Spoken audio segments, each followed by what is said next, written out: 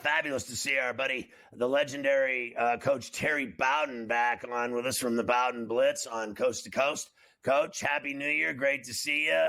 Health and happiness to you and yours in 2025. We were just talking about tight ends, Coach, and I just want to get your reaction first to this kid, Warren. I know they didn't win the game, but when I was watching him play, in the games with SMU, the games with Boise, I mean, this guy, he's got a future at the next level, the way this guy plays and how big he is, sturdy. He's involved in so many different aspects of their offense plays. He can do it all. He can run the ball. He can catch the ball. He's dependable. In a 4th down and 1, you can throw him a slant and he gets the yard because he's such a monster. What did you think of watching that guy turn into a superstar? Well, it's kind of like, was it Bowers for Georgia last year? He's a difference maker. You know, when you got a great tight end, your offense can be balanced. He can block, but more likely he can catch it. He can run with it. When you great tight end is going to be a short yardage or a guy closer to the quarterback. It's going to be your high percentage throws. And when you get a great one like that, you can hit him on the deep flag. I see it coming back now. The teams that know how to utilize that tight end. Of course, Penn State. You remember Ted Kwolek? You that old? Sure. Sure. That's way back, but the tight end has always been pretty important. Warren's a special player, and he'll be a special player in the next level. What did you think of Bowers going to the NFL and being an All-Pro in his first year? Well, it's kind of like Warren when you watch him in college, and they just are so much better than everybody else. You know that just this guy's going to be something special. Bowers, I didn't realize he was going to make that much of an impact so fast, but with the way Warren plays, he's at least as athletic or more athletic. And so you got to think that he has a great future after college.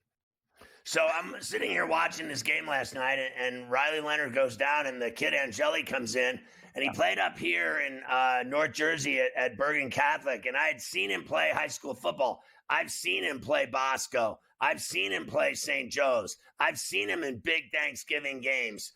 And there he was, coming into that game and knocking 6 or 7 with immediacy and getting him into field goal position to get that 3 before the half. What a difference that kid meant to that win last night. It wasn't all about Freeman. It wasn't all about Leonard. It wasn't all about this. That kid had a couple of paragraphs in the story. He deserved them. Well, and think about it now. All the momentum was on the other team. They were down 10-0. And they didn't look very good. Notre Dame, Penn State had everything going for him. He comes in, great drive, leads them to a field goal to get out of that dadgum 0. They come back the next half, come with a score. All of a sudden, it's 10-10, 17-10.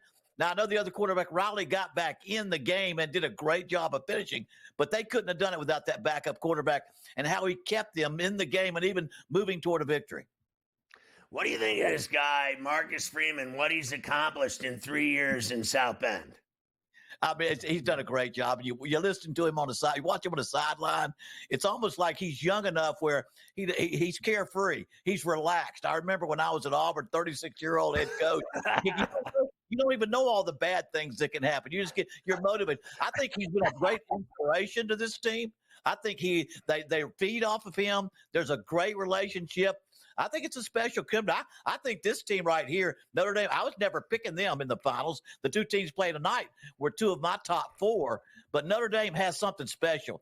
They got a quarterback that has it. My dad used to say, I don't know what it is about him, but he's got it. I think their quarterback has it. He makes the right play at the right time to give them something.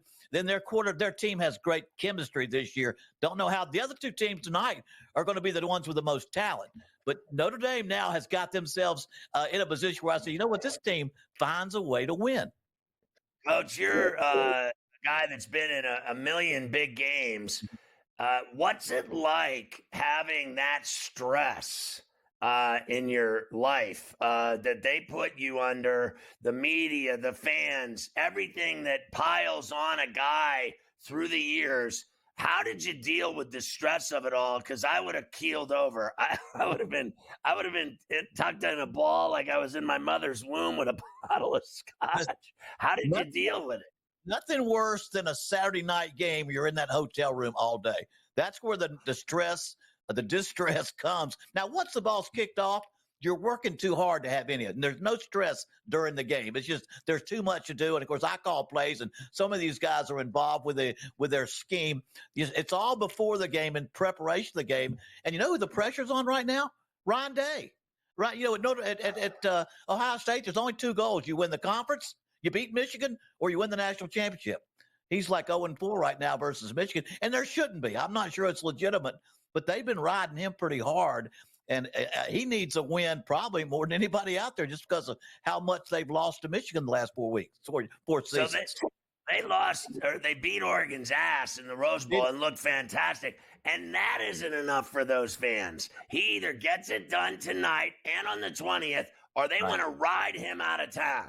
You know what? And I think somewhere along the line, he's going to have to make a decision. I can probably make a lot of money at a lot of places. And if he goes 0-5 next year, they will ride him out of town. So I just think, he's done a great job as a coach. They've won a ton of football games, but he's got that John Cooper kind of thing going on up there where they, no matter what you do, you better beat Michigan. So the national championship is next. I think he's got the most talent in the country along with Texas, but this game is awful big for him. Have you ever seen anything like this kid, Smith and Abuka? Abuka is finding all this glory because of, I think Smith's the problem. And I think that it's leading to Abuka's even more success for him because of the doubles and the safeties having to cover Smith. They're not worried about Abuka. They're worried about Smith. How great is that offense and those receivers? Well, that's why I don't think this is an over game to me. I don't care how good the other players are. A wide receiver that's great, that's a one-on-one situation. You only got to beat one guy. There's good receivers on both teams. So it's going to be an over, I think, because of big plays. And these are 2 top 5 defenses. But Jeremiah Smith, I think back to Peter Warrick when my dad had Peter Warrick. We got Ryan Williams at Alabama, but he's kind of taken it to another level for a freshman, And so he's something special. Abuka is a great one too. Abuka, because of the way he plays. They've got 2 great wide receivers that are going to be big-time NFL players. That's why you got to pick the over, because I don't care how good you play defensively. You got to stop those wide receivers from making one-on-one plays. Remember, to run the ball big and have explosive runs, you need 2 great blocks and about 5 good ones. To throw up, you got to be one-on-one to have a great receiver play. You just need good one-on-one, get rid of the ball quick, throw it high, and that's kind of what you can do with those 2 receivers. If you had to face an offense like this, my theory earlier on the show was you got to keep the ball. You have got to control the ball and time of possession. You keep letting them come out and have 4 plays every 5 minutes, they're going to beat you. You got to keep them off the field. That's why key to this game is Texas being able to run the football. Texas has had 2 losses to Georgia. Both games, I don't think they ran over 50 yards. Then last a game against Arizona State, it took overtime, 2 overtimes, and they had like 58. They didn't have 100 yards rushing against them. If Texas cannot run the football, they have no way to win this game as a one-dimensional team. Coach, always remember, you're the man. That was great. I always love talking football with you. Enjoy the game tonight in Arlington at Jerry's World. Texas getting up to 6.5 now against Ohio State. Always good to see you again, Coach. Happy New Year. All the best to you and your family, buddy.